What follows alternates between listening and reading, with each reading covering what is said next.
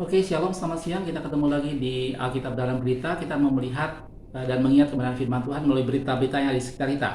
Hari ini hari Selasa, tanggal 8 bulan 12 2020 ya. Beritanya saya akan ambil dari kompas.com. Ya mungkin beberapa hari ini juga banyak di antara kita yang sempat membaca tentang terobosan dari Cina, yaitu dia berhasil membuat matahari buatan. Oke, artikelnya seperti ini. Meski namanya kurang tepat, matahari buatan jadi tonggak bersejarah Cina. Di kompas.com tanggal 8 bulan 12 hari ini ya, jam 11.18 WIB, beberapa jam yang lalu. Ini ada gambar reaktor yang berhasil dibuatnya akan menjadi matahari buatan. Artikelnya seperti ini, Cina berhasil menyalakan reaktor fusi nuklir yang bernama HL2M Tokamak yang mereka sebut sebagai matahari buatan untuk pertama kalinya. Kabar tersebut disampaikan oleh media pemerintah pada hari Jumat, tanggal 4 bulan 12 2020, seperti yang dilansir oleh AFP. Reaktor tersebut menggunakan medan magnet yang kuat untuk memadukan plasma panas yang dapat mencapai suhu lebih dari 150 juta derajat Celcius, menurut surat kabar People Daily. Ini berarti panas yang dihasilkan reaktor tersebut kira-kira 10 kali lebih panas dari inti matahari yang suhunya sekitar 15 juta derajat Celcius. Namun, South China Morning Post (SCMP) menuliskan bahwa memberi julukan matahari buatan untuk HL2M Tokamak kuranglah tepat. Media tersebut membandingkan bahwa matahari terus menyala selama 4,6 miliar tahun. Sementara itu, eksperimen HL2M Tokamak hanya berlangsung beberapa detik dan tidak diperinci berapa lama reaktor fusi tersebut dinyalakan. SCMP juga membuat perbandingan energi yang dihasilkan dari HL2M Tokamak dengan reaktor fusi nuklir lain. Arus yang terkuat yang dapat dihasilkan oleh fasilitas tersebut terletak di Chengdu, Provinsi Sichuan, China. Itu antara 2 hingga 3 mega ampere, itu energi listrik yang dihasilkannya. Sementara itu reaksi fusi nuklir yang lebih besar di Inggris, Joint European Torus, menghasilkan arus listrik sebesar 7 mega ampere. Joint European Torus sendiri malah lebih tua dan berusia hampir 40 tahun. Gitu ya.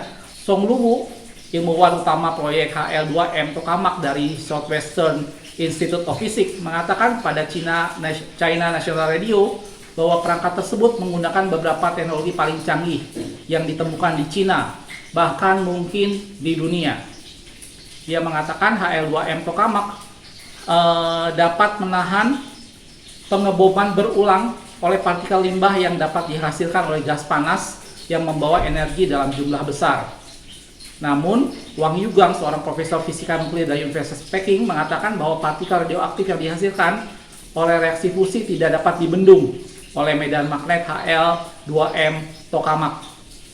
Tidak ada untuk operasi jangka pendek, kata Wang, menambahkan bahwa tidak ada bahan buatan manusia yang dapat menahan kerusakan kumulatif dari partikel subatom selama beberapa tahun atau dekade. Gitu ya. Nah, ini artikelnya masih panjang. Apa sih namanya? Untuk lebih jelasnya silahkan Anda bisa baca sendiri ya. Ini adalah salah satu penemuan yang besar dan seperti biasa link berita saya sertakan di kolom deskripsi. Jadi kalau Anda tertarik melihat lebih jauh, silahkan tinggal klik link berita yang ada di deskripsi. Oke. Nah, ini salah satu berita yang menarik dari Cina, walaupun Cina sering kita dijuluki sebagai negara di mana dia banyak meniru atau membuat imitasi beberapa produk, tapi paling tidak Cina sudah membuat suatu terobosan baru di mana dia membuat satu sumber energi matahari buatan. Gitu ya, konvensi energi atau energi ini menjadi sesuatu topik yang penting dalam kehidupan manusia karena setiap manusia di bumi yang hidup itu butuh energi. Dan seperti kita tahu sebelumnya bahwa energi yang utama itu berasal dari matahari. Nah, dengan adanya penemuan dari Cina ini, matahari buatan ini akan menjadi salah satu sumber energi baru yang menghasilkan energi yang murah dan bersih, gitu ya, dan tentunya sustainable. Gitu. Saya tidak akan membahas lebih banyak mengenai energi matahari, tetapi saya ingin melihat bahwa kita sama-sama melihat bahwa energi itu menjadi sesuatu hal yang penting buat kehidupan kita manusia. Nah, begitu juga dalam hal rohani.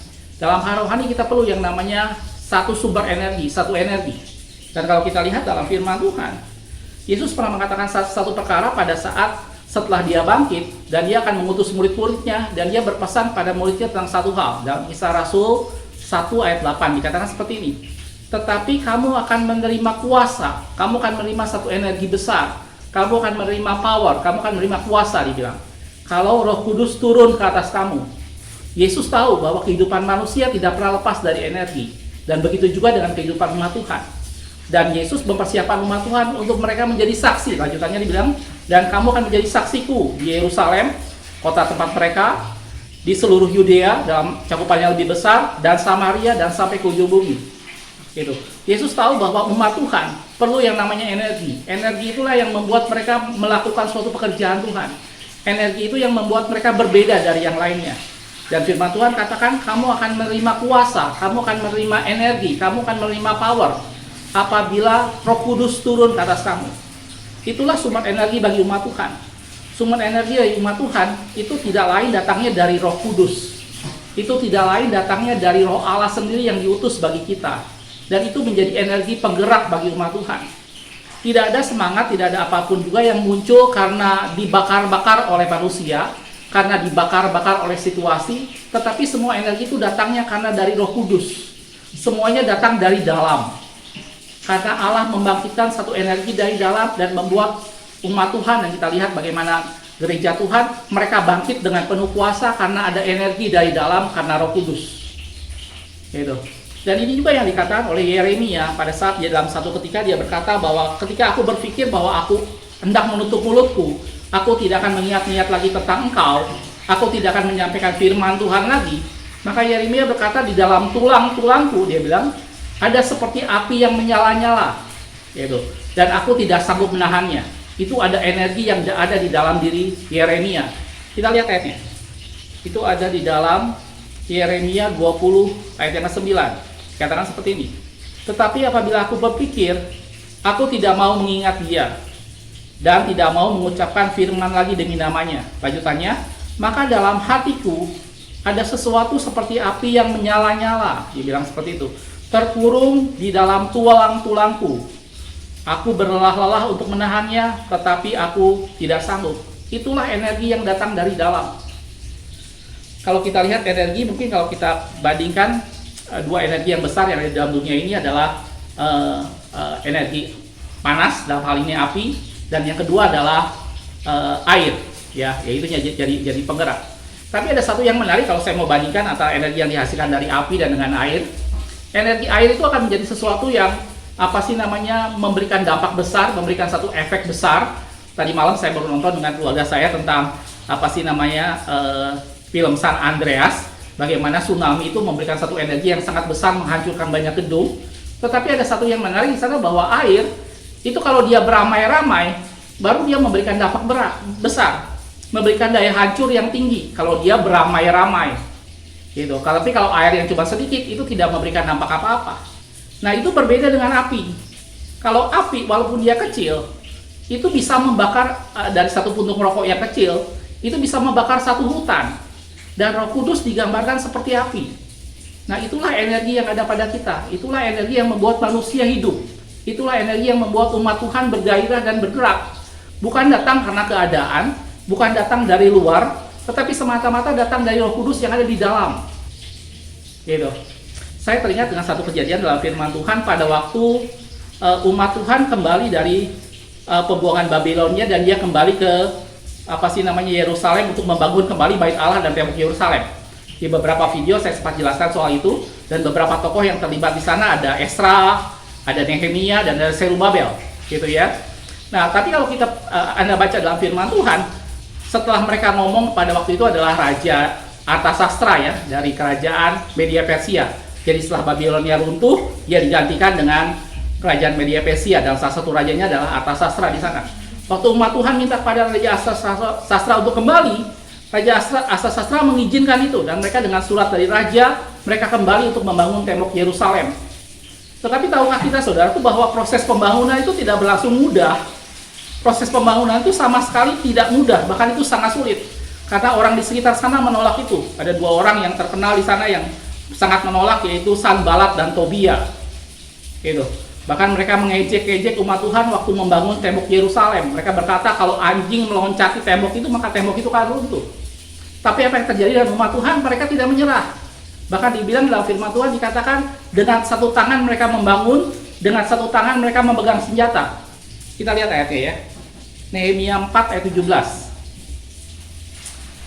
Yang membangun di tembok, dia bilang lanjutannya, orang yang memikul dan melakukan pekerjaannya dengan satu tangan, dan dengan tangan yang lain mereka memegang senjata. Tidak ada sesuatu yang mudah, tetapi apa? Itu tidak membuat mereka menyerah. Ada energi yang ada di dalam diri mereka yang datang karena firman Tuhan dan dihidupkan oleh Roh Kudus. Pada waktu itu Nabi Hagai mengingatkan mereka bahwa mereka harus membangun kembali bait Allah dan tembok Yerusalem. Tantangan di sekitar mereka berat, tetapi gairah mereka tidak berkurang. Bahkan dikatakan tadi dalam firman Tuhan, satu tangan mereka membangun, satu tangan mereka pegang senjata. Dan akhirnya tembok Yerusalem dan bait Allah berdiri. Itulah satu energi yang menghidupkan seseorang. Itulah satu energi yang membuat orang melakukan sesuatu pada saat semuanya tidak mungkin. Karena ada Roh Kudus yang datang dari dalam. Sekali lagi saya sudah bilang bahwa itu bukan sesuatu yang karena situasi. Bukan sesuatu yang datang dari luar karena dibakar-bakar oleh satu keadaan. Tetapi datang dari Roh Kudus karena apa? Apabila Roh Kudus datang, kita akan menerima kuasa. Dan dari kuasa itulah kita menjadi saksi Tuhan. Dari Yerusalem sampai ke ujung bumi. Dan Yeremia mengalami bagaimana waktu dia menutup mulutnya, ada api dari dalam yang membakar dia. Yang membuat dia tidak tahan untuk menahannya. Itu. Dan itulah energi. Itu. Dan kita semua perlu energi itu. Dan energi itu datang dari Roh Kudus. Mari bangun persekutuan kita dengan Roh Kudus, biar Roh Kudus menggairahkan kita. Menggairahkan kita untuk belajar sebagai mahasiswa. Anda yang mahasiswa, Anda yang pelajar, buat Roh Kudus itu menggairahkan pada saat Anda di kampus, pada saat Anda belajar, pada saat Anda melaksanakan tugas dan segala macamnya. Buat Anda yang kerja, buat energi itu membuat Anda bergairah untuk bekerja dengan sepenuh hati. Buat Anda yang punya usaha atau berdagang, buat energi itu membuat Anda melakukan semuanya dengan sebaik mungkin. Anda memberikan pelayanan untuk barang Anda dengan sebaik mungkin. Itulah energi yang datang dari dalam, karena Roh Kudus bekerja di sana. Gitu. Dalam 1 Yohanes 4 ayat yang keempat dikatakan seperti ini. Kamu berasal dari Allah, anak-anakku, dan kamu telah mengalahkan nabi-nabi palsu. Lanjutannya apa? Sebab roh yang ada di dalam kamu lebih besar dari segala roh yang ada dalam dunia. Itulah kekuatan yang kita punya sebagai umat Tuhan. Itulah kekuatan yang Yesus berikan buat kita semua, sehingga ada energi dalam diri kita yang membuat kita hidup, yang membuat kita semangat membaca firman Tuhan, yang membuat kita semangat melayani, yang membuat kita semangat melakukan pekerjaan kita sehari-hari. Gitu. Bukan karena situasi menunjang, pada saat situasi justru tidak menunjang, pada saat itulah bagaimana Roh Allah menunjukkan kekuasaannya. Bagaimana kuasa Tuhan bekerja dari dalam kita, mengubah kita, menggerakkan kita. Gitu. Dalam Yesaya 40 ayat 31, saya yakin ini ayat yang sangat populer, dikatakan seperti ini. Tetapi orang yang menanti-nantikan Tuhan, dia akan mendapat kekuatan baru. Ada satu kuasa di sana, ada satu energi dari dalamnya. Dia mendapat kekuatan baru karena apa? Karena dia menanti-nantikan Tuhan. Karena dia ada di bawah kaki Tuhan, dia bersekutu dengan Roh Kudus, dan Roh Kudus itu memberikan satu energi dalam kehidupannya. Lanjutannya, dia seumpama Raja Wali yang naik terbang dengan kekuatan sayapnya. Mereka berlari dan tidak menjadi lesu, mereka berjalan dan tidak menjadi lelah. Mari saudaraku, kita hidup dengan kekuatan dari Tuhan, kita hidup dengan energi yang datang dari Tuhan. Miliki energi itu datang karena Roh Kudus. Miliki pergaulan hubungan yang intim dengan Roh Kudus, nikmati Tuhan senantiasa. Bergaul intim dengan Roh Kudus, dan Roh Kudus itu menjadi sumber energi kita. Energi inilah yang menghidupkan kita. Energi inilah yang membuat kita bergairah melakukan segala sesuatu. Bukan semata-mata datang dari luar, tapi datangnya dari dalam, karena pengaruh Roh Kudus. Makasih sudah menonton. Kita ketemu di video berita berikutnya. Aku melihat, aku memandang, aku memperhatikan, dan meraih satu pelajaran di dalamnya. Tuhan Yesus memberkati.